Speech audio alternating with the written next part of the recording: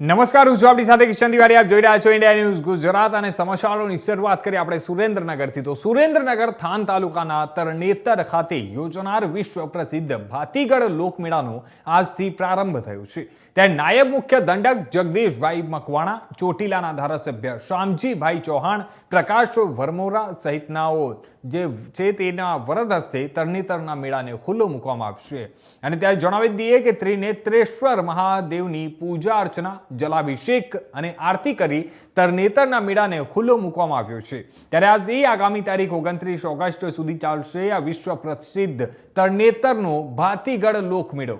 પશુ મેળો અને પ્રદર્શન, ગ્રામીણ રમોત્સવ, પારંપરિક ગ્રામીણ સ્પર્ધાઓનું પણ મંત્રીઓ દ્વારા ઉદ્ઘાટન કરવામાં આવશે.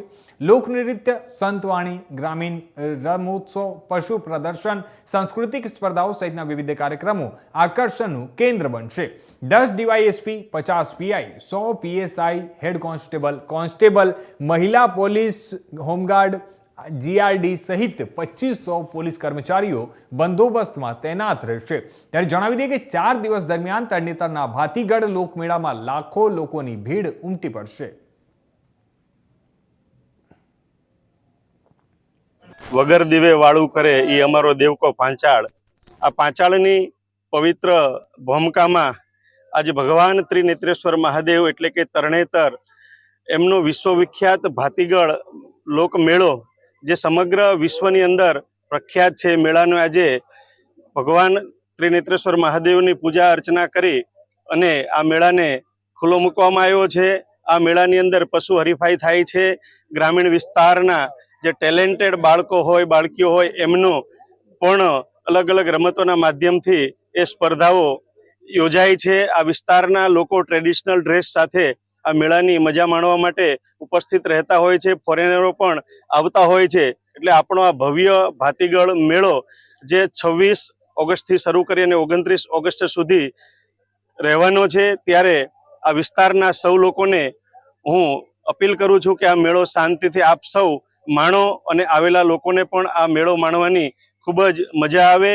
અને આ અમારો ઝાલાવાડનો ગૌરવવંતો એક ઐતિહાસિક મેળો જ્યારે યોજાયો છે ત્યારે ભગવાન ત્રિનેત્રેશ્વર મહાદેવના ચરણોમાં પ્રાર્થના કરું કે અમારો આ ભવ્ય ભાતીગળ લોકમેળો નિર્વિઘ્ને પૂર્ણ થાય. રાજ પરિવારની એક બહુ જૂની પરંપરા છે કે ત્રિનેત્રેશ્વર મંદિરમાં દર તરણેતર મેળાના પહેલા દિવસે અહીંયા અમારી પરંપરા મુજબ એક પૂજા થાય છે અને ધજાવિધિ થાય છે. અને એ પૂજા અને ધજાવિધિ પછી જે આપણે તરણેતરનો મેળો છે એનો પહેલો દિવસનું ઉજવણી ચાલુ થાય છે. આ મૂડી એક બહુ જૂનું રાજ પરિવાર છે અને જૂના જમાનામાં થાન, ચોટીલા, મૂડી અને ચોબારી વિસ્તાર જૂના મૂડીના સ્ટેટમાં સામેલ હતું એક જમાનામાં. એટલે બહુ જ જૂની અમારી એક અહીંયાની પરંપરા છે અને આ પરંપરા મુજબ અમે દર વર્ષે અહીંયા આની ઉજવણી કરીએ છીએ. અને આજે પણ આપણે જોયું હશે કે અમે પૂજા અને જે ધજાવિધિ છે એ અહીંયા ઠાકોર સાહેબ મૂડી વતી દર વર્ષે અહીંયા થાય છે. નાગેન્દ્ર હારાય ત્રિલોચનાય ભસ્મંગરાકાય મહેશ્વરાય નિત્યાય સુદાય દિગંબરાય તસ્મે નકરાય નમઃ શિવાય. ભગવાન શિવ ત્રિનેત્રેશ્વર મહાદેવના સાનિધ્યની અંદર આજે કેવડા ત્રીજના દિવસે મંત્રી શિવના હાથે પૂજન થયું, ગંગા પૂજન થયું. અને આ જે ઋષિ પંચમીનો મેળો છે એ ઋષિઓ અને દેવોની સ્થાપના કરે છે. એ પરંપરા ઋષિ પંચમીનો મેળો ચાલ્યો આવે છે. અને ઋષિ પાંચમના દિવસે વહેલા 4 વાગે આ કુંડની અંદર ગંગાજી પધારે છે અને હજારોની લાખોની સંખ્યામાં દેશ વિદેશથી માણસો આવી ગંગામાં સ્નાન કરી અને દાદા ત્રિનેત્રેશ્વર મહાદેવનું પૂજન કરી, દર્શન કરી અને ધન્યતાને અનુભવે છે. અને આજે અત્યારે જે ઇતિહાસ આનો જોવા જઈએ તો 78,000 ઋષિમુનિઓ પાપાપનોદ નામનું વન હતું સતયુગની અંદર. ત્યારે 78,000 ઋષિમુનિઓ તપ કરતા ત્યારે બ્રહ્મા, વિષ્ણુ, મહેશ એમ કહેવાય કે 3 કુંડ છે. ત્યાં સ્વયં વિષ્ણુ ભગવાન પૂજા કરવા, ભગવાન શિવની પૂજા કરવા 1008 કમળ પુષ્પ લઈને આવતા. ત્યારે ભગવાન વિષ્ણુને ગર્વ આવી ગયો, અભિમાન આવી ગયો, પૃથ્વીની અંદર મારા જેવો કોઈ ભગત નથી.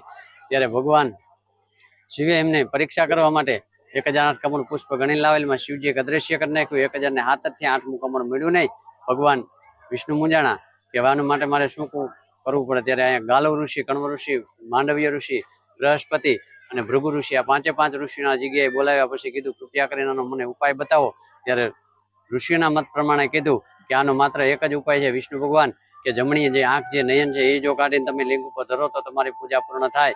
પછી દાદાનું ત્રિશુલ લઈને, ભગવાન શિવનું ત્રિશુલ લઈને વિષ્ણુ ભગવાને સ્વયં પોતાનું આંખ નીકાળી અને ભગવાન લિંગ ઉપર લેખી, ત્યાં લિંગમાંથી ભોળાનાથ પ્રગટ થયા. લિંગ ઉપર જે નેત્ર હતું સ્વયં શિવજીએ લઈને લલાટે લગાડેલું, ત્યારથી લિંગનું નામ ત્રિનેત્રેશ્વર મહાદેવ કહેવામાં આવે છે.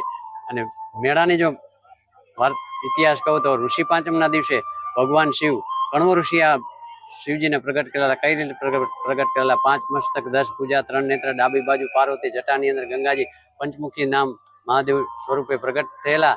ત્યારે ભગવાન કણવ ઋષિને કીધું શિવે કે હે કણવ ઋષિ, કૃપા કરીને કંઈક માગો. ત્યારે કણવ ઋષિએ કીધું કે જગતના હિત માટે ગંગાજીનું આ કુંડની અંદર, બ્રહ્મકુંડની અંદર અવતરણ થાય અને લાખો મનુષ્ય પાપ ધોઈ અને ધન્યતા અનુભવે. ત્યારે ભગવાન શિવે કીધું ઋષિ પાંચમ દિવસે હું પ્રગટ થયો છું અને ઋષિ પંચમી દિવસે વહેલા 4 વાગે આ કુંડની અંદર ગંગાજી પધારશે.